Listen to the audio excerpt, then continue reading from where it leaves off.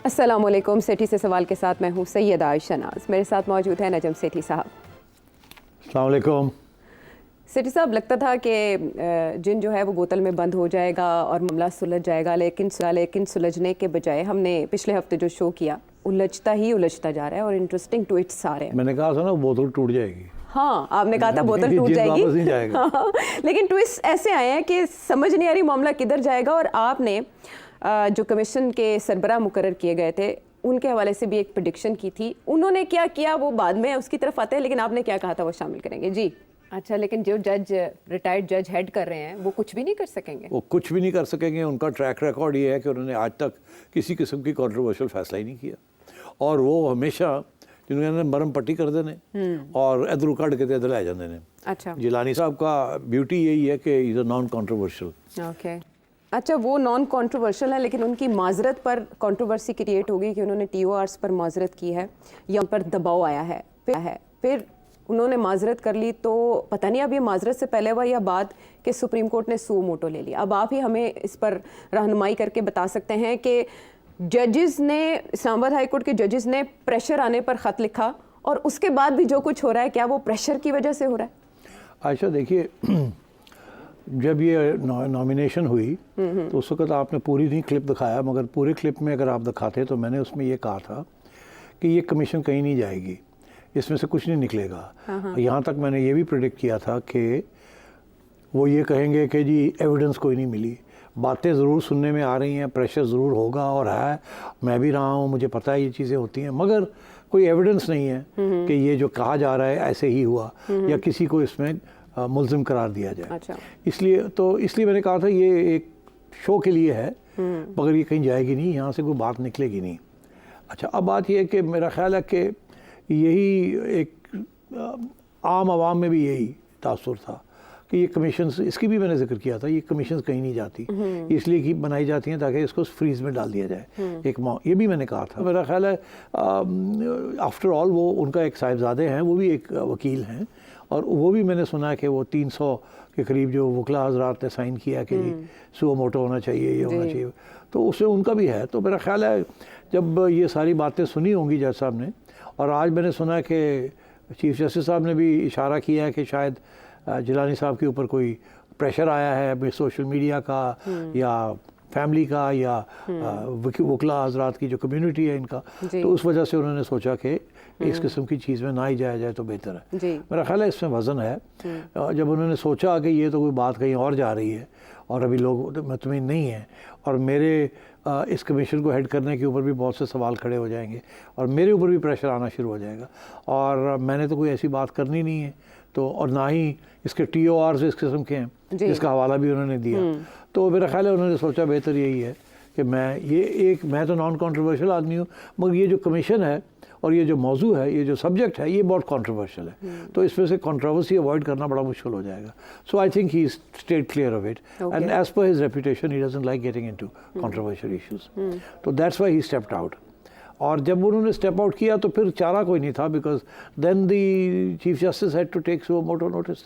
फिर तो कोई ऑप्शन नहीं रहा उनके पास, बिकॉज जब ये फैसला हुआ था तो उस वक्त भी ये इश्यूज डिस्कस किए थे ना, जब ये ख़त मिला चीफ जस्टिस साहब को, और उनका ये कहना है कि उसी दिन उन्होंने सबको बुला लिया जितने भी जजेस थे और उनसे मशावरत की, और उस मशावरत के बाद ये फैसला हुआ कि गवर्नमेंट को कहते हैं कि आप कमीशन बनाएं। इसीलिए फिर शहबाज शरीफ साहब से मुलाकात हुई, इनकी और एक और जज साहब सीनियर जज हैं उनकी, और उसके बाद उधर शहबाज शरीफ साहब थे, अटॉर्नी जनरल थे एंड सो ऑन, तो वहाँ यही फैसला हुआ। और फिर इन्होंने जिलानी साहब को पूछा और उन्होंने हाँ कर दी। तो इसलिए फिर ये फैसला हो गया, अच्छा ठीक है जी चलाएं इसको।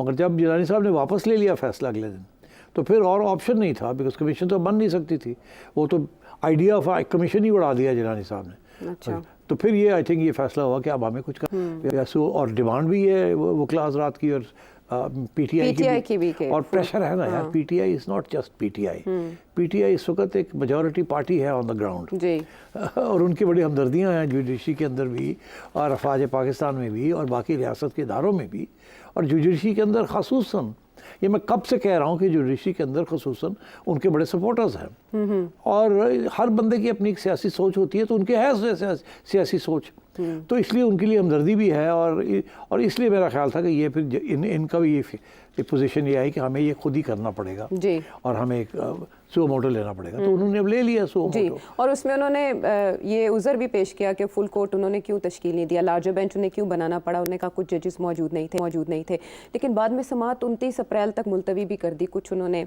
मारूजी सवालात पूछे हैं, उनके जवाबात मांगे हैं, लेकिन डे टू डे हियरिंग नहीं हो सकती नहीं, वो थी। इसीलिए ना आयशा, तुमने खुद ही तो बताया कि उन्होंने कहा है कि इस वक्त कुछ 6-7 जजेस जो हैं वो मुख्तलिफ सेंटर्स में लाहौर और कराची में उन्होंने कहा कर रहे हैं, और वो अब ईद भी आ रही है जी। तो उनको वापस तो नहीं बुलाया जा सकता। उन्होंने यही कहा कि ईद के बाद जब फिर से हम शुरू करेंगे तो फिर जब पूरे जजेस को मैं बुला लूंगा यहाँ, उन्होंने कमिटमेंट कर दी है कि फुल कोर्ट पर बैठा देंगे। पहले नहीं सुओ मोटो ले लेना चाहिए था इस तरह की उसी कशमकश वक्त में? हाँ, उसी वक्त। नहीं, ज़रूरी नहीं है। देखिए, कमीशन इसीलिए बनती है ना, कमीशन क्यों बनती है? जजेस जो हैं they are not qualified to investigate, जजेस are qualified to examine investigations कि सही हुई है या नहीं सही हुई, सवाल सही पूछे गए कि नहीं पूछे गए। खुद इनके पास इन्वेस्टिगेशन की फैसिलिटी नहीं होती, वो तो एग्जीक्यूटिव ब्रांच के पास होती है, इसीलिए कमीशन बनाई जाती है, इसीलिए कमीशन का हेड जज को बनाया जाता है, और फिर जज के रिसोर्सेज जो दी जाती हैं वो सारी एजेंसियां वगैरह एंड पुलिस वो सारे फिर रिपोर्ट करते हैं जज साहब को। अच्छा,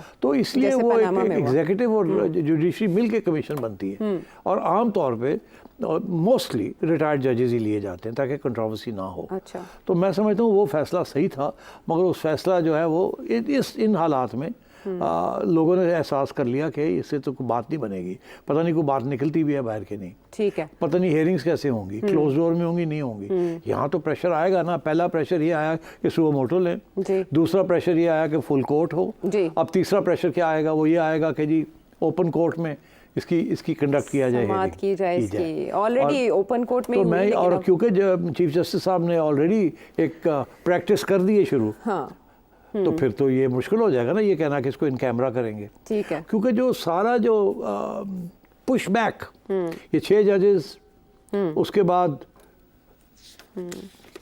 जस्टिस सिद्दीकी का केस अभी हाल ही में हुआ है, अब ये 6 जजेस का केस आ गया। अब मैंने उस दिन अपने प्रोग्राम में ये भी कहा था कि ऐन मुमकिन है कि 2-3 जजेस और कहीं से खड़े होकर कहें कि हमारे ऊपर भी प्रेशर आया है और हम भी एक खत लिख रहे हैं। तो अभी वो हुआ नहीं, वो हो जाएगा, आई एम श्योर हो जाएगा। कोई सिंध से, या क्योंकि सिंध में भी 1-2 ऐसे केसेस हैं जिसके बारे में कहा जाता है प्रेशर आया था एक चीफ जस्टिस के ऊपर एंड सो ऑन। तो ये चीज़ें कुछ बाहर निकलेंगी, मगर क्या खुल के निकलेंगी? नहीं, खुल के नाम लिए जाएंगे, फलाने ने मेरे पे ये किया, फलाने में ये किया, मुश्किल हो जाएगा। और अगर किया भी जाएगा, फॉर एग्ज़ाम्पल ये हो सकता है कि कोई जज साहब इसके दौरान, फुल कोर्ट के दौरान, कोई जज साहब ये खुद कह दें कि जी मुझे फलाने कर्नल या ब्रिगेडियर या फलाने नाम ले ले कि उन्होंने मुझे डायरेक्ट फ़ोन करके धमकी दी। अच्छा, जैसे कि जस्टिस सिद्दीकी ने कहा था, नाम लिया था, नाम ले लिया था, हाँ। तो क्या हुआ उस नाम लेने से? कुछ भी नहीं, वो तो बाद में भी किसी ने नहीं छेड़ा, और इन्होंने भी नहीं छेड़ा। जब इनको मौका मिला, हाँ। इस चीफ जस्टिस को और इन सारे जजेस को जी। कि जी अब आप एग्जामिन कर लें, तो उन्होंने कहा नहीं, अब वो तो उनकी बात नहीं सुनी गई थी, उस बेसिस के ऊपर उनकी जो सज़ा हुई थी वो गलत थी। और इन्होंने बिल्कुल इसको कंसिडर ही नहीं किया कि सारा केस खोल के उसको एग्जामिन किया जाए। ठीक है, तो मैं ये समझता कि इसलिए इंक्लिनेशन नहीं है कि ये उधर चीज़ों जाने को की खरीदा जाए। अभी इस केस में भी बात हुई तो 2018 में जाने की। हाँ, तो मैं तो अब यही वो कहते हैं जी 2 साल सोए हुए थे आप लोग। हाँ। वो 2021 में क्या हो रहा था, 2022 में क्या हो रहा था, बंदयाल साहब के ज़माने में क्या हो रहा था, आपने तो बंदयाल साहब को भी बताया था, उन्होंने आगे से हंस के मजाक कर दिया था कि कुछ नहीं हुआ। तो ये मतलब है कि ये तो काफ़ी अरसे से ये चीज़ें चल रही हैं। आज क्यों? अब आज क्यों? इसीलिए मैं ये हमेशा ये कहता हूँ, आज इसलिए क्योंकि माहौल बना हुआ है। माहौल बना हुआ है, माहौल जो है वो पीटीआई के हक में है। अच्छा, माहौल जो है उसमें जजेस की सिंपथीज पीटीआई के साथ है, मेजॉरिटी जजेस की, in my view. Okay, and they think that इस वक्त अगर इकट्ठे हो जाएं, आउटसाइड प्रेशर, मीडिया प्रेशर, क्योंकि ना मीडिया भी यही कहता है खोले खोले, ये करें वो करें। क्यों कहता है? मीडिया के ऊपर भी तो प्रेशर है ना, सेम सोर्सेज से। अच्छा, मीडिया भी अंदर लेके बैठा हुआ है कि हमारे ऊपर भी बड़ी पाबंदियां लगी हुई हैं, हमें भी पता है कहाँ से आ रही हैं, मगर हम मजबूर हैं, साड़ी तो नौकरियां ने, ठीक है ना, क्योंकि ज़्यादा किया तो कैंची चल जाती है। जी जी, तो अब वो हम तो उस तरीके से नहीं बात कर सकते। हम में से जिन लोगों ने की हैं, फिर वो गायब भी हो जाते हैं, फिर वो आ भी जाते हैं, फिर क्या क्या होता है। तो nobody is going to take those risks. तो जजेस ने भी ये सोचा कि एक बंदा कहेगा तो मसला हल नहीं होगा, ठीक है 6 कहें, 5-6 इकट्ठे होकर ये बात करें, फिर सबको साथ ले जाने की कोशिश करें। और यही कोशिश अब कामयाब हो रही है कि उन्होंने 6 ने पहले शॉट्स फायर कर दिए, उसके बाद 7 बैठ गए अब, फिर 17 हो जाएंगे, फिर कुछ ना कोई कहीं ना कहीं तो बात जाएगी। अच्छा, अगर नहीं जाएगी तो फिर ये सबको पता चल जाएगा कि ये लोग जो है ये खुद partly responsible for succumbing to pressure. ठीक है। तो इसलिए आई थिंक ये इसकी जो मैंने प्रेडिक्शन की थी, मैं फिर प्रेडिक्शन करता हूँ। उस प्रोग्राम में मैंने ये कहा था कि ये शॉर्ट टर्म में इसका कोई ख़ास नतीजा नहीं निकलेगा, मगर लॉन्ग टर्म में it's a push back. Judiciary ने एज एन इंस्टीट्यूशन, अब मेरा ख्याल है प्रेशर है विद इन द जुडिशरी कि पुश बैक किया जाए। हमें हमारे ऊपर बड़ा नाजायज़ किस्म के प्रेशर आता है कि इस किस्म की जजमेंट दें, इस किस्म की ये हेयरिंग करें, ये करें, वो करें, तो उसको थोड़ा पुश बैक किया जाए। और वो सिंगल हैंडेडली जैसे सिद्दीकी साहब ने किया था वैसे काम नहीं चलेगा। हमें मिलके करना पड़ेगा। हाँ, लेकिन इसकी दूसरी तस्वीर जो हमने पिछले प्रोग्राम्स में भी डिस्कस की थी कि एक तो ये कि पीटीआई के जितने भी केसेस इस्लामाबाद हाई कोर्ट में चल रहे हैं उसमें गवर्नमेंट के पास ये मौका आ जाएगा कि इन 6 जजेस ने ख़त लिखा है तो ये खुद को रिक्यूज़ करें, उसमें ना बैठे, तो ये नुकसान हो सकता है। और दूसरा ये कि आपने भी ये नुक्ता उठाया था कि, और वही सुप्रीम कोर्ट ने भी आज बात की कि अगर आप पे कोई प्रेशर आया था या किसी जज पे आया था तो उसने तौहीन अदालत की कार्रवाई उस शख्सियत के खिलाफ क्यों नहीं की। बिल्कुल सही है बात, बिल्कुल सही है बात। वही है ना, अकेला बंदा क्या करेगा? अकेला बंदा किसी एजेंसी के बंदे को बुला के तौहीन अदालत में खड़काएगा? यहाँ डीसी को करना मुश्किल हो जाता है। और डीसी वाले केस से याद आया, बाबर अवान साहब तो हिंट दे रहे हैं कि जस्टिस बाबर सत्तार ने जो डीसी वाले केस में किया उसके बाद ये काम शुरू हुआ। अब बाबर सत्तार साहब ने पब्लिकली तो कोई बात नहीं की, मगर जो इशारे आ रहे हैं वो ऐसे ही लगता है कि बाबर सत्तार साहब के ऊपर कोई प्रेशर आया कहीं से। अच्छा, कि ये तुम क्या कर रहे हो डीसी के बारे में। ये मतलब भाई उन्होंने तो ऐसी बात नहीं की, लेकिन बाबर अवान साहब ये बात कर रहे हैं तो स्पेकुलेशन तो हो रही है ना, नाम भी लिए जा रहे हैं कि फलाने ने प्रेशर डाला जज साहब के ऊपर, जज साहब नाराज हो गए, ब्ला ब्ला, ये बातें निकलेंगी। ओके, मगर डिनाइल भी आ जाएगी, तो ये जाएगी नहीं कहीं बात, मगर एक पुश बैक होगी। अच्छा, अब अगर एजेंसियां ऐसे काम कर रही थी तो थोड़ी सी मोहतात होना पड़ेगा अब, बिकॉज द नेक्स्ट टाइम कोई इस किस्म का किसी जज पे प्रेशर वो डालेंगे डायरेक्टली तो ये मुमकिन है कि वो बाकी जजेस को खड़ा कर करके मेरे पे प्रेशर आ गया।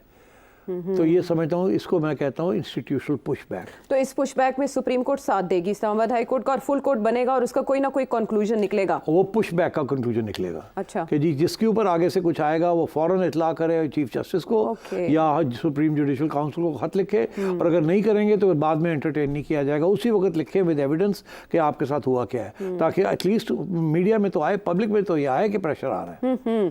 अच्छा, ये डिनाइल की आपने बात की कि वहाँ से या तो डिनाइल आएगा, डिनाइल का तो पता नहीं है, लेकिन कुछ मशकूक खतूत आ रहे हैं सुप्रीम कोर्ट और हाई कोर्ट्स के जजेस को। पहले इस्लामाबाद हाई कोर्ट के जज को आए, आपको पता है जब ये 9/11 हुआ तो उसके बाद अमेरिका में ये खतूत जो मौसूल हुए वो थे एंथ्राक्स पाउडर के। अब सेम उसी तरीके से ये खतूत मिल रहे हैं और उनमें से पाउडर बरामद हो रहा है और नहीं पता चल रहा कि ख़त आ कहाँ से रहे और कौन भेज रहा है, लेकिन मुबैना तौर पर लोग इसे उसी तरफ रिलेट कर रहे हैं जहाँ का हवाला आप दे रहे हैं प्रेशर के। अच्छा, अब अर्जी है कि 2 किस्म की थेरीज हैं। एक थेरी तो ये है कि क्योंकि जुडिशरी से पुशबैक आया तो काउंटर पुशबैक आ गया इन लेटर्स के जरिए। अच्छा, इतना ऑब्वियस है? नहीं, वो मैं कह रहा हूँ 2 थेरीज हैं। 2 थेरीज हैं ना, लोग थेरियां भी तो करते हैं, कर चल रही तो किसी को नहीं पता क्या कौन है क्या नहीं है। एक थेरी ये है कि जी ये एक काउंटर पुशबैक आया, अच्छा थोड़ी ऐसी तैसी, फॉर एग्जाम्पल आपने मेरे अगेन उसी प्रोग्राम में जो हमने पिछली दफ़ा कहा, मैंने कहा कि जजेस के खिलाफ कुछ ना कुछ निकालेंगे। याद है मैंने कहा कि मेरा मतलब था उधर से भी काउंटर चीजें आएंगी। अब वो उस तरीके से तो नहीं, वो आएंगी by the way, vloggers, और वो कुछ एविडेंसेस आएंगे कि फलाने के फलानी प्रॉपर्टीज़ हैं, वो मनी ट्रेल नहीं है, फलाने का ये है, फलाने का वो है, फलाने का हिस्सा इस चीज़ में है, फलाने डुअल नेशनल है, ये सब आएगा। अच्छा, तो ये इसका मैंने जिक्र किया था कि ये काउंटर पुश बैक आएगी। मगर जिन लोगों ने ये 6 जिन्होंने ये फैसला किया आयशा, उनको पता है कि ये चीज़ आएगी, उसके बावजूद उन्होंने हिम्मत की है, कफन बांधा सर पे। तो इसलिए मैं ये समझता हूँ कि बाकी जजेस में जो हैं वो भी फिर हिम्मत पकड़ेंगे। अच्छा, तो डेफिनेटली ये अब कुछ अरसा चलेगा, pushback counter pushback, pushback counter pushback. मैं सिर्फ आपको एक बात देता हूँ, 2 चीज़ें बड़ी अहम हैं। पहली बात ये है कि जस्टिस सिद्दीकी का केस इन सुप्रीम कोर्ट ने, इस सुप्रीम जुडिशल काउंसिल ने जो काम करना था वो तो किया नहीं। तो अगर उस वक्त नहीं किया तो आप करेंगे, पहली बात, ठीक है ना। करते तो पूरा एग्जामिन करते ना, इन्वेस्टिगेट करते, बुलाते सबको, तो नहीं किया ना। और जब थोड़ी बहुत बात चली तो वो याद होगा कि एक एफिडेविट दी थी जज साहब ने, सिद्दीकी साहब ने, तो उधर से जनरल फैज़ ने भी एक एफिडेविट दे दी कि बकवास करता है, झूठ बोलता है। ठीक है ना। तो अब मैं ये कह रहा हूँ आपसे कि ये टेक अप किया जा सकता था, नहीं किया। इसका मतलब है ना कुछ। दूसरा ये मतलब है कि जब डिनाइल आएगी तो डिनाइल इज अ डिनाइल, क्योंकि एविडेंस, देखिए अगर तो इस्टेब्लिशमेंट की तरफ से कोई प्रेशर आया है तो आपका क्या ख्याल है कि वो सूट पहन के जाएंगे, वीडियो खिंचवाएंगे, आप जज साहब बैठे हुए तो मैं आया जज साहब जरा कर दियो तो वो कर दियो, नहीं तो तुहानू चुक के ले जावांगे, ऐसे नहीं ना होता, इंज नहीं होता ना। तो एविडेंस तो यही है ना कि जी कोई चीज़ दिखाई जाए, बताई जाए, सॉलिड एविडेंस। अदरवाइज तो आपकी बात है, आप हवा की बात कर रहे हैं। और होगा यही कि जी मुझे किसी ने कहा कि फ़लाने ने ये कहा है, या मुझे पैगाम आया, किसके ज़रिए पैगाम आया, या शायद मुझे किसी ने फ़ोन करके कहा मैं सो बोल रहा हूँ, ज़रा ख्याल करो जज साहब। तो यार दिस इज़ नॉट एविडेंस। तो ये बातें ज़रूर निकलेंगी इस किस्म की, मगर it will not amount to anything. But again as I said, this is institutional pushback. Environment ऐसी है, पीटीआई के हक में एनवायरनमेंट है। तो दूसरी थ्योरी क्या थी? एक तो आपने बताया कि दूसरी थ्योरी ये कि पीटीआई ने किया। अच्छा, दूसरी थ्योरी भी यही है कि पीटीआई ने कहा थोड़ा जिहा होर दड़ाड़ पड़ो, थोड़ा जिहा इन्हां नूं गालां कड्ढण, ਇਹ ਕਹਿਣਗੇ ਏਜੰਸੀਆਂ ਨੇ ਕੀਤਾ, ਉਹਨਾਂ ਨੂੰ गालां ਕੱਢਣਗੇ, ਏਜੰਸੀਆਂ ਹੋਰ गर्मी ਖਾਣਗੀਆਂ, वो कुछ और करनगियां तो साडा फ़ायदा हो जाएगा। तो ये पीटीआई के भी हक में है कि ये पुशबैक आए और शो करें कि काउंटर पुशबैक आ रही है, ताकि जजेस और थोड़े से नाराज़ हों और फटा पड़े। तो ये इस वक्त it is very difficult to say किसने ये किया है। ठीक है, ओके। अच्छा, वैसे इंटरेस्टिंग है कि ना तो पता चल रहा है कि भेजे किसकी तरफ से गए, जो भी नाम चल रहा है मीडिया के ऊपर, जो चीज़ें चल रही हैं। उसके बाद वज़ीर आज़म ने ये फैसला किया कि वो इसकी तहकीकात कराएंगे, लेकिन वो तहकीकात किन से कराएंगे? फिर जिन पे इल्ज़ाम है उन्हीं से तहकीकात अब मतलब है, एक तरफ आप कमीशन बनाते हैं, कमीशन फारग हो जाती है, अब कहते हैं कि हम तहकीकात कराएंगे। तहकीकात क्या कराएंगे क्या? वो कमीशन ने करानी थी ना, वो तो कमीशन ने करानी थी। अब या तो हो कि आप वो खतूत की कह रहे हैं, जो पाउडर वाले आ रहे हैं ना। अच्छा, अब पाउडर वाले अभी कितने दिन हो गए पाउडर को आए हुए? ये अभी 1-2 दिन में ये खत आना शुरू हुए हैं। कितनी देर लगती है टू डिटरमिन कि ये पाउडर है क्या? अभी फोरेंसिक एजेंसी को भेजा, पंजाब फोरेंसिक एजेंसी। अच्छा, पंजाब फोरेंसिक एजेंसी क्या सो रही है इस वक्त? हाँ, नहीं, उनको भेजे, देखें कब तक। Half an hour to determine कि ये एंथ्रैक्स है कि नहीं है। अच्छा, या ये पाउडर है, उसके अंदर क्या डाला हुआ क्या नहीं। ओके। अच्छा, तो अभी तक कुछ नहीं लेके बैठे हुए। अच्छा, हाफ एन आवर चाहिए होता है। बड़ी इंटरेस्टिंग मालूमात है ये। और दूसरी तरफ मामला उधर उस तरफ जाएगा जिससे अभी तक अवॉइड किया गया, क्योंकि कुछ इन्फॉर्मेशन ऐसी भी है, खबरें ऐसी भी आ रही हैं कि फैज़ाबाद धरना कमीशन जो बनाया गया था उसने भी अपनी तहकीकात मुकम्मल कर ली है, जो कि जल्द अथॉरिटीज़ के साथ शेयर कर ली जाएंगी। तो फिर देखते हैं कि उसमें क्या बात सामने आती है। हम वापस आते हैं एक ब्रेक के बाद।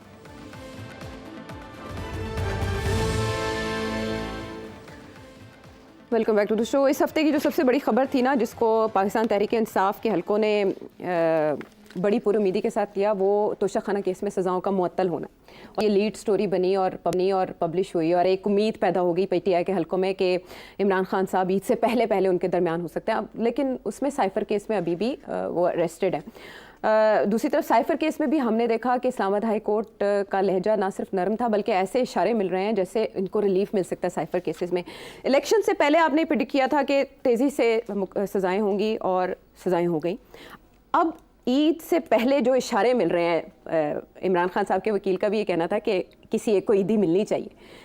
हो सकती है किसी की ईद, बानी पीटीआई बाहर आ सकते हैं। देखिए, ये नहीं मैं कह सकता कि ईद से पहले होगी या बाद में। ये मैं कह सकता हूँ कि होगी। ईद होगी या रिहाई होगी? पीटीआई की ईद हो जाएगी। अच्छा, और ईद तो रिहाई की सूरत में ही हो सकती है। ईद पहले होगी या ईद के बाद होगी, वो मैं नहीं कह सकता। ये तो आप बहुत बड़ी खबर दे रहे हैं। मैं समझता हूँ कि ये केसेस जो हैं ये सब उड़ जाएंगे, तिनकों की तरह उड़ जाएंगे। ये उड़ जाएंगे बिल्कुल हाई कोर्ट के अंदर।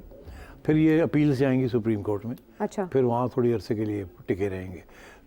अब ये साइफ़र केस भी फारग हो जाएगा, उसके बाद तोशाखाना भी फारग हो जाएगा, इद्दत वाला भी फारग हो जाएगा। ये मैं आपको प्रेडिक्शन कर रहा हूँ। तो एक और केस जो मुबैना बेटी का है, वो भी टेकअप होने जा रहा है आफ्टर ईद। हाँ, तो वो चलेगा, और वो एक्चुअली एविडेंस, एक ही केस है जिसमें एविडेंस है। अच्छा। वो वाला जो कि रिफ्यूट नहीं किया जा सकता। ओके। बेटी वाला केस। ओके। उसकी भी बड़ी इंटरेस्टिंग डायमेंशंस हैं जो कि मैं डिस्कस अभी कर लूँगा अगर टाइम है तो। हाँ, शॉर्ट है हमारे पास टाइम, हमने एक बहुत बड़ी स्टोरी जो गार्डियन में छपी है वो अच्छा डिस्कस चले, वो बात की बात है, इसको तो ख़त्म करें। जी जी बिल्कुल। अब बात यह है कि क्यों मैं ये कह रहा हूँ कि ये फारग हो जाएंगे केसेस।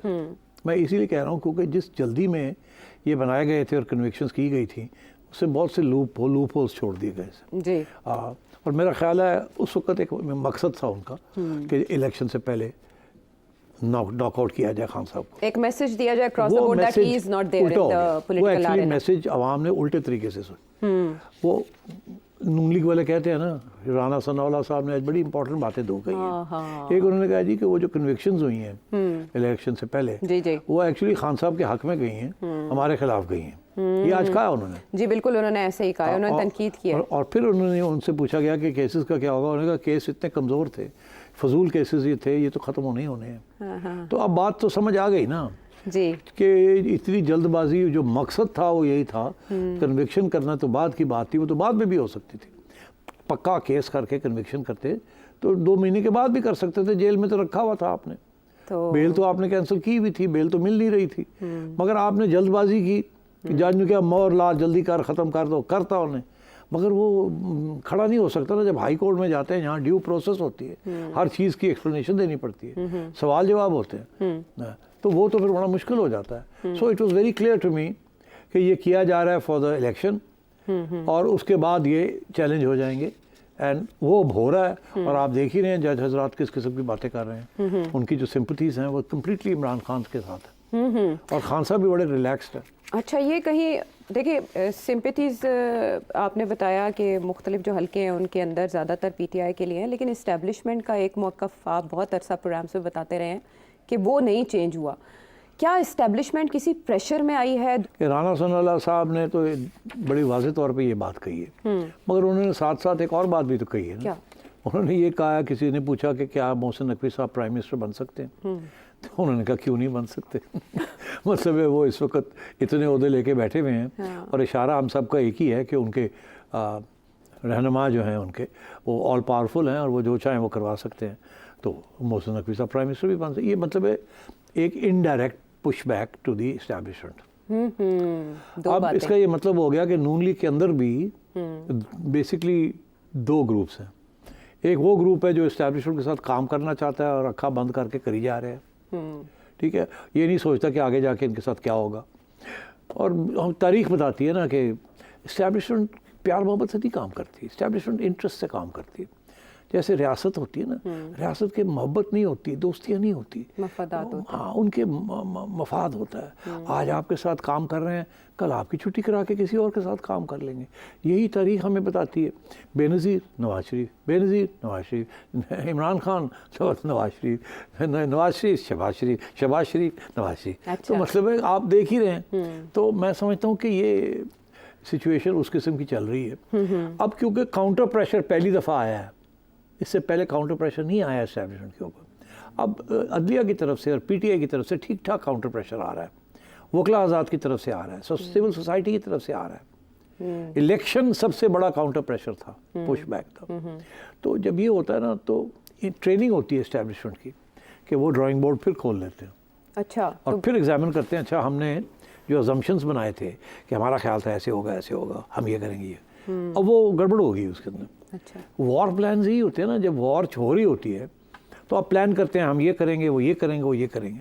जब दूसरी साइड ऐसे कर देती है जो आपने प्लानिंग नहीं की होती, तो आप फ़ौरन ड्राइंग बोर्ड खोल के आ जाते हैं, ओहो हो उन्होंने अपनी फोर्सेज इधर कर दी, तो हमने प्लान नहीं किया था, चलें फिर जल्दी से इसको ऐसे करें, इसको ऐसे करें, Review करते हैं। तो this is constantly revised Okay. Planning, tactics, strategy जो है वो देर से उसको चेंज किया जाता है, टैक्टिक्स कॉन्स्टेंटली चेंज होते हैं। मैं समझता हूँ अभी जो टैक्टिक्स है, मैंने इसका इशारा पहले भी किया था, आज आपने उस पर वजाहत कर दी। मैंने कहा था ये जो बनी गाला में बुशरा बीबी को रखा हुआ है, ये इसका एक मकसद है। और खान साहब भी जिस किस्म के बयान दे रहे हैं, कोई सख्त बयान नहीं दे रहे, और जिस किस्म के लोगों ने, आप देखिए फोकल पर्संस में से उन्होंने फारिग कर दिया शेर अफजल मरवा साहब आप को, सोच लीजिए, जो एंटी एस्टैब्लिशमेंट जा रहे थे। और गंडापुर साहब बड़े नरम हुए हैं, और फिर वो स्वागत उनका कोई कमांडर हाउस में। आपने अभी बताया है कि एक बहुत अच्छे ज़बरदस्त रिपोर्टर साहब केपी में है, जी। एक अच्छी रिस्पेक्टेड अखबार के, उन्होंने ये खबर दी है कि गंडापुर साहब 6-7 अपने कैबिनेट कोलीग्स लेके तो कोर कमांडर हाउस पहुंचे हुए थे, और वहाँ क्या डिस्कशंस हुई वो तो बाद की बात है, मगर गुडविल जेस्चर नहीं, स्पेकुलेशन ये है कि देखिए ना कि केपी को चाहिए पैसे, फेडरल गवर्नमेंट ने देने हैं ना, फेडरल गवर्नमेंट ने नहीं देने, एस्टैब्लिशमेंट ने देने हैं ना, लेट्स बी स्ट्रेट। याद है मैंने कहा था कि शहबाज शरीफ साहब ने तो सारी बातें कर दी, दे देंगे नो प्रॉब्लम, ऐसे लेकिन इकबाल ने नहीं भी कहा, देंगे। दे देंगे नो प्रॉब्लम, जफ्फियाँ शफ्फियाँ पाबू के आगे पप्पियाँ लैके, तो उसके बाद की होया, उसके बाद पता लग गया कि कुछ नहीं मिलना, ठुठू मिलना है। मैंने कहा था ठुठू मिलना है, उसके बाद वो कैसर साहब है, असद कैसर साहब ने सुन लिया होगा, उन्होंने कहा डिस्कनेक्ट करें, कुछ नहीं मिलना, ठुठू। अच्छा, तो वो ठुठू वाली बात चल पड़ी। अब वो गए होंगे, कोर कमांडर ने सोचा होगा कि मौका मिल गया, अच्छा तो थोड़ी देर में नरम किया जाए। अच्छा, वो भाजी आओ ना, बैठो ना, की हो गया, व्हाट्स द प्रॉब्लम, पैसे से मिल जाएंगे, हथौली रखो ना। अच्छा। ये शोर शराबा जड़ा है एस्टैब्लिशमेंट के खिलाफ, गवर्नमेंट को डिस्टेबलाइज करना, it's not going anywhere, let's get on with it. क्या अच्छे बच्चे बन के बताए क्या चाहिए, आई ट्राई एंड हेल्प, ख्याल रखना जरा, मेरी भी इज्जत रख लेना, आफ्टर आई गो आउट मैं करूँगा तो ये ना हो कि मैं आपकी हेल्प कर रहा हूँ और आप पीछे से कलीन ही खींच लें तो मेरी छुट्टी हो जाए, तो ज़रा टेक इट ईजी, ठीक, और क्या हाँ पैसे तो दो ना। तो ये मजबूरी है। तो मेरा ख्याल है ओपनिंग्स क्रिएट की जा रही हैं for dialogue, for continuing the process, कहीं डेडलॉक ना हो जाए, डेड एंड ना पहुंच जाए। क्योंकि डेड एंड अगर आता है तो डेस्परेशन हो जाती है ना, पीटीआई डेस्परेट हो जाएगी। अब वो कह रहे हैं हमने प्रोटेस्ट लॉन्च करनी है, हमने कुछ 4 पार्टीज बना ली हैं, हमने कोई ग्रैंड अलायंस बना लेना है, तो ये प्रेशर बढ़ेगा। पॉलिटिक्स के अंदर हमेशा ये होता है टॉक टॉक फाइट फाइट, क्या टॉक टॉक फाइट फाइट, साथ साथ बातचीत चलती है, साथ साथ लड़ाई भी चलती है। अगर आप लड़ाई ना करें तो दूसरा घास नहीं डालता, ज्यादा लड़ाई करें तो वो कहता है मैं बात नहीं करता आपकी। तो ये talk talk fight fight PTI भी यही करेगी, एस्टैब्लिशमेंट भी यही करेगी, हमको पाकिस्तान की हुकूमत वही करेगी जो एस्टैब्लिशमेंट हमको कहेगी। So I think to continue for some time. Khan Sahab को थोड़ी सी रिलीफ मिलेगी, ठीक है, मिलेगी, जेल से नहीं निकलेंगे। अच्छा, वो और कुछ ना कुछ, लेकिन इम्प्रेशन तो रद्द होता जा रहा है ना कि सारे केस बोगस थे उनके खिलाफ, अगर इस तरह से सजाए मुअत्तल हो या साइफर केस, अगर इंटेंशन ये है कि उनको अंदर रखना है भी, ताकि ज्यादा ही ना बढ़ जाए, वो ये ना समझे कि लो जी मैं वापस आ रहा, वापस कोई नहीं आना, असि 2 साल चलाना है काम, उसके बाद देखी जाएगी। और ये मैं फिर से कह रहा हूँ कि इंटेंशन यही है कि अभी स्टेबलाइज किया जाए पॉलिटिक्स को भी और इकोनॉमी को भी, फिर 2 साल के बाद देखा जाएगा, election, mid term election, Khan साहब के साथ क्या ट्रूथ एंड रेकन्सिलिएशन, नैब रहती है नहीं रहती, क्या होगा, वो बात की बात है, मगर जाना है सारा खाते ने उधर ही है। ठीक है, अभी आपको नजर नहीं आएगा, 2 साल के बाद आपको 1.5 साल के बाद नजर आना शुरू हो जाएगा कि बात कहाँ जा रही है। ठीक है, एंड खान साहब will reemerge as a player. Okay, reemerge okay. अभी आर्जी तौर पे क्या बनीगाला शिफ्ट किया जा सकता है उन्हें? यार ये मुझे नहीं पता कब होगा कब नहीं होगा, बिकॉज खान साहब के लिए प्रॉब्लम है ना कि अगर वो बनीगाला शिफ्ट हो जाते हैं तो फिर लोग लो जी मुकमुका हो गया। तो खान साहब को तो तकलीफ नहीं है, क्योंकि मतलब है कि उनके ऊपर तो 50,000 रुपया दिन का खर्चा हो रहा है और वो सेट है बिल्कुल, किताबें शाबें पढ़ रहे हैं और हेल्थ वाइज ठीक ठाक है, टुकर शुकर पढ़ रहे हैं, चांपा खा रहे हैं, अल्लाह खैर। दूसरी तरफ पीटीआई के लिए अच्छी खबरें भी आ रही हैं कि हमाद अजहर साहब सामने आ जाते हैं, फिर शिबली फराज साहब भी निकल आते हैं कहीं से, फिर मुराद सईद साहब की भी खबरें हैं कि वो भी सामने आ रहे हैं, फिर वो जो वारंट गिरफ्तारी हैं अली अमीन गंडापुर साहब के वो मनसूख हो जाते हैं, उधर फवाद चौधरी साहब को भी जमानत मिल जाती है, तो खबरें अच्छी हैं। ऑल गुड, मतलब है आप देख रहे हैं ना रास्ता किधर चल रहा है, किधर जा रहा है, कि थोड़ा सा न्यूट्रलाइज किया जाए पीटीआई को, इनका गुस्सा ठंडा कम किया जाए, इनको कुछ स्टेक्स दिए जाएं, ठीक है, ताकि हम आगे कुछ रास्ते। तो अगर मुस्लिम लीग नून को गुस्सा आ गया जो राणा साहब बता रहे हैं, तो नहीं, राणा साहब बेचारे आउट हो गए ना, तो इसलिए कह सकते हैं, जो लोग इन बैठे हुए वो कह के देखें ना, कह के देखें। अच्छा, इसी पे शेख रशीद साहब ने भी एक स्टेटमेंट दिया है कि वो नून में से शीन निकलेगी, तो नून में से शीन निकल गई, और सेठी साहब का जो तज्जिया है वो भी कुछ ऐसे ही मानी बता रहा है। वापस आते हैं एक ब्रेक के बाद।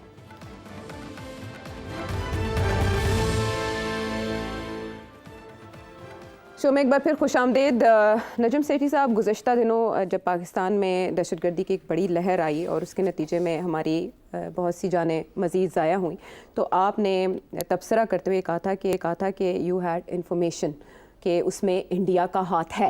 ये बात भारत में जो व्यूवर्स हैं आपके, उनको सख्त नापसंद गुजरी और उन्होंने ये कहा कि आपने बग़ैर किसी सबूत के ये बात की है। तो अब इस बारे में आप क्या कहना चाहेंगे? मैं क्या कहूँगा, कुछ बातें तो बाहर आ गई है ना। आज एक लंदन के गार्डियन अखबार में एक डिटेल्ड स्टोरी आई है। उसका अनवान है कि इंडियन गवर्नमेंट ऑर्डर्ड किलिंग्स इन पाकिस्तान, अच्छा, इंटेलिजेंस ऑफिशियल्स क्लेम। ओके। ये लंबी चौड़ी रिपोर्ट है जिसके लुब्बे लबाब में आपको बता देता हूँ क्या है। पहली बात तो ये, वो ये कहते हैं कि हमने पाकिस्तानी इंटेलिजेंस ऑफिशियल से बात की है, उनकी कुछ चीज़ें हमने डोसियर्स देखे हैं जो उन्होंने तैयार किए हैं, मगर इसके अलावा हमने इंडियन एक्स रॉ के ऑफिशियल से भी बात की है और उनसे भी कंफर्म किया है कि एक पॉलिसी है to carry out extra judicial killings outside India of enemy agents, और जिसके अंदर पहले ये इल्ज़ाम कनाडा ने लगाया, फिर यूएसए ने भी लगाया और यूके में भी ये इल्ज़ाम लग चुका है और पाकिस्तान तो कब से इल्ज़ाम लगा रहा है और अब ये रिपोर्ट पूरी शाया हुई है। इस रिपोर्ट में जो लिखने वाली खातून है वो है हैना एलिस पीटरसन कोरिए, उनके साथ एक आकाश हसन साहब हैं और एक शामिर बलोच। तो जाहिर है जो डोसियर, जो इंटेलिजेंस इंफॉर्मेशन जिसको गार्डियन ने की टीम ने एग्जामिन किया है, उसमें से बहुत सी चीज़ें पाकिस्तान की तरफ से मिली होंगी, मगर उसके अलावा आकाश हसन साहब हैं, ये बाकी हैं, इन्होंने बाकी इन्फॉर्मेशन भी रॉ के एक्स एजेंट से बात करके कन्फर्मेशंस की हैं। तो पहली बात तो ये है कि इसकी ऑथेंटिसिटी बड़ी हाई क्वालिटी। ये जो एविडेंस मेरे इंडियन दोस्त मांग रहे हैं वो अब ये बेसिकली आंखें खोल के इसको पढ़ लें तो उनको समझ आ जाएगी कि क्या हो रहा है। मैंने कुछ अर्से पहले ये कहा था कि एक पॉलिसी बनी थी दोवल साहब की कि ये इस किस्म की अग्रेसिव डिफेंस करनी है हमें। फिर ये कि जब खशोगी साहब का केस हुआ, जमाल खशोगी वो जर्नलिस्ट, और यहाँ इसके अंदर भी ये लिखा है कि इंटेलिजेंस रॉ के अंदर ये डिस्कशन हुई कि अगर वो कर सकते हैं तो हम भी कर सकते हैं। CIA भी करती है, हर इंटेलिजेंस एजेंसी करती है आउटसाइड ऑपरेशंस, और तो हम क्यों ना करें। KGB भी इसमें रेफरेंस बाकायदा दिया गया। हाँ। तो ये सबके रेफरेंसेस करते हैं और ये फिर एक स्ट्रेटेजिक फैसला हुआ कि ये करना चाहिए हमें भी, in order to, and we are a big power now and we can get away with it। तो ये सारी बातें इसमें की हैं।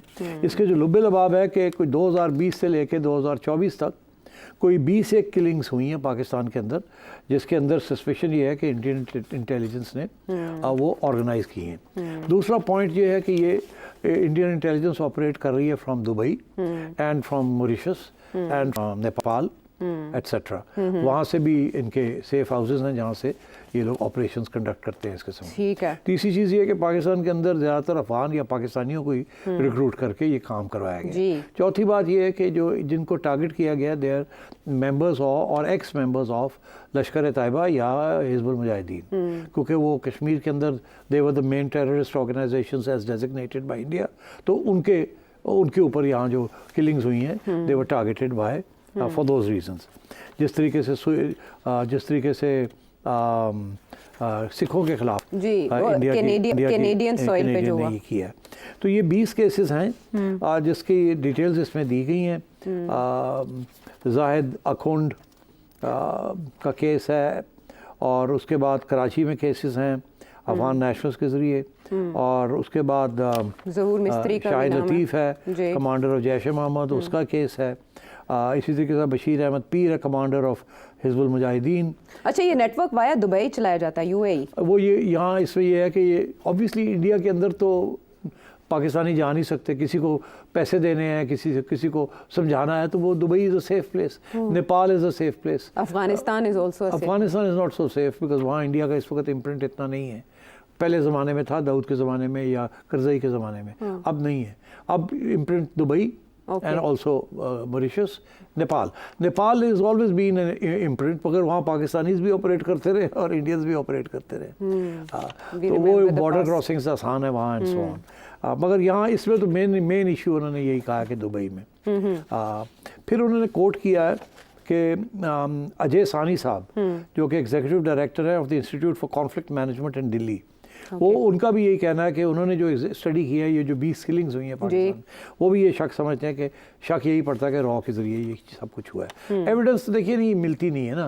अब जो पाकिस्तानियों ने जो एविडेंस इकट्ठी की है वो तो किसी को गिरफ्तार किया, 2 लित्र लाए तो उन्होंने बता दिया क्या हुआ क्या नहीं हुआ। अब वो जाहिर है कि नजम सेठी शायद यकीन कर ले, आयशा नहीं करेगी तो यार तो लित्र मार के लिए कन्फेशन करवाया, तो इसलिए। मगर वो जब बाकी चीज़ें ऐड अप करते हैं ना तो फिर पता चल जाता है कि इसके पीछे क्या है और क्या नहीं है। अच्छा। तो मैं ये समझता हूँ कि ये क्रेडिबल एलिगेशंस हैं, क्रेडिबल। जाहिर है रॉ वालों ने, इंडिया वालों ने तो डिनाई किया है। तो इम्पैक्ट क्या होगा इसका? तो इम्पैक्ट ये हुआ है जो कि इस रिपोर्ट में ये कहना है, और ये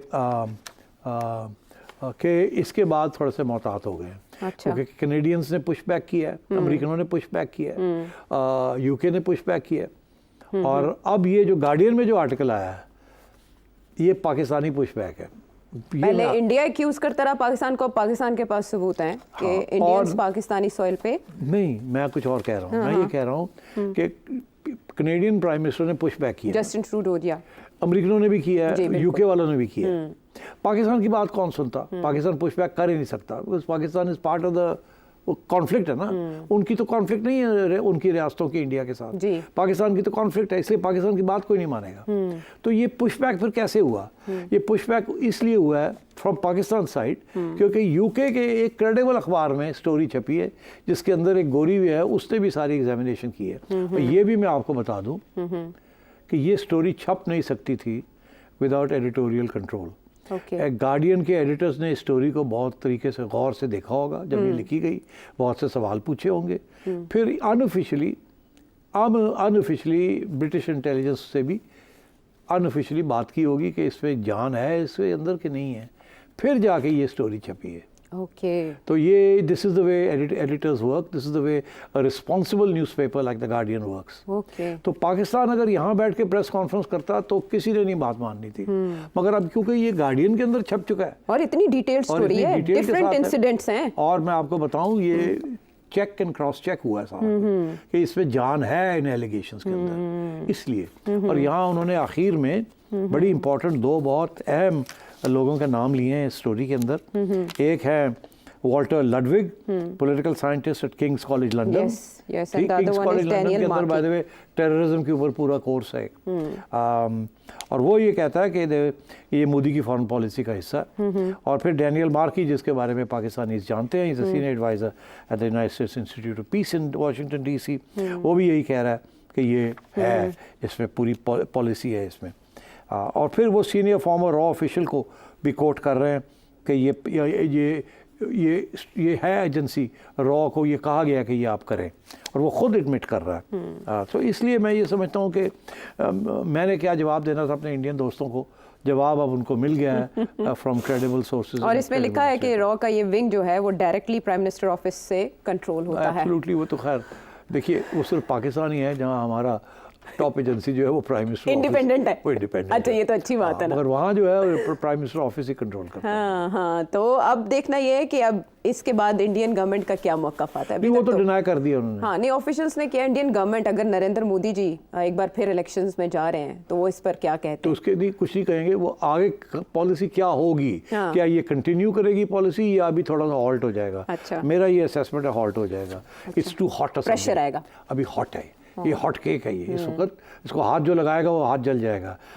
कनाडा, यूएसए, यूके और अब गार्डियन के अंदर काउंटर प्रेशर आ गया, पुश बैक आ गया है टू द इंडियन, इसलिए वो अब रिट्रीट करेंगे। This is about Indians and Pakistanis and Indians who are opposed to the Indian state. Okay. बाकी स्टेट्स के जो स्पाइज है उनके साथ ऐसे नहीं होता। इंडिया यूके के अंदर ऐसी चीज़ें, यूके स्पाइज जो उनके खिलाफ नहीं करेगा। तो this is not about states, this is about India जो समझता है हमारे दुश्मन कौन है अमंगस्ट इंडियंस, सेपरेटिस्ट जो हैं उनके खिलाफ। यस, कैनेडियन सॉइल पे भी जो कार्रवाई हुई थी वो सेपरेटिस्ट के खिलाफ हुई थी। सो आई गॉट योर पॉइंट, ये बड़ा इंटरेस्टिंग है, इसको पढ़ना चाहिए इस आर्टिकल को जो गार्डियन क्रेडिबल है उसमें इन्फॉर्मेशन। अब क्वेश्चन शामिल कर लेते हैं क्विकली। मोहम्मद अशर साहब हैदराबाद से आपसे क्या जानना चाह रहे हैं? पूछना ये था कि ये जो चिड़िया है आपकी ज़ाती मिल्कियत है या 50% इस्टेब्लिशमेंट की है? वाह जी वाह, ये बेचारी चिड़िया को अब इस्टेब्लिशमेंट बना दिया आपने। 50% शेयर्स इसमें इस्टेब्लिशमेंट के हैं या नहीं? नहीं, इसमें अनफॉर्चुनेटली अगर होते तो शायद इतने मसले ना होते हमारे। ये चिड़िया मुझे एक जर्मनी से हमारे एक फ़ैन है, उन्होंने मुझे भेजी थी और उस दिन से मैंने यहाँ लगाई हुई है। उन्होंने कहा था वादा करेंगे आप ये रखेंगे। अच्छा। तो इसमें कोई इस्टेब्लिशमेंट का हाथ नहीं है। इसमें मेरा ख्याल है वो जर्मनी वाले जो साहब हैं वो एंटी इस्टेब्लिशमेंट ही हैं। अच्छा। अब इसलिए इस्टेब्लिशमेंट का हाथ होता तो हमारे यहाँ सेंसर बोर्ड में हमारे दोस्त रऊफ साहब ना बैठे होते, वो कैंची लेके बैठे हुए हैं। अगर कोई इस्टेब्लिशमेंट के ख़िलाफ़ मैं ऐसी बात कर दूं तो वो फिर मजबूर हो जाते हैं उसको काटने के लिए। अच्छा। अब तक तो उन्होंने नहीं किया, इसीलिए मैंने चिड़िया यहाँ रखी हुई है धमकी के लिए कि अगर आपने किया तो ये चिड़िया उड़ जाएगी और जाकर ट्विटर पे बैठ जाएगी। तो इसलिए मेरा ख्याल है कि वी आर सेफ। तो इसका इस्टेब्लिशमेंट का कोई हाथ नहीं है इसमें। कोई अमल दखल नहीं है और सारी वजह भी बयान कर दी। हो सकता है मुमकिन तौर पर आप ऐसा ही कोई सवाल मज़ीद जानना चाहें तो इस नंबर पर भेजिए और अगले प्रोग्राम तक के लिए इजाज़त दें।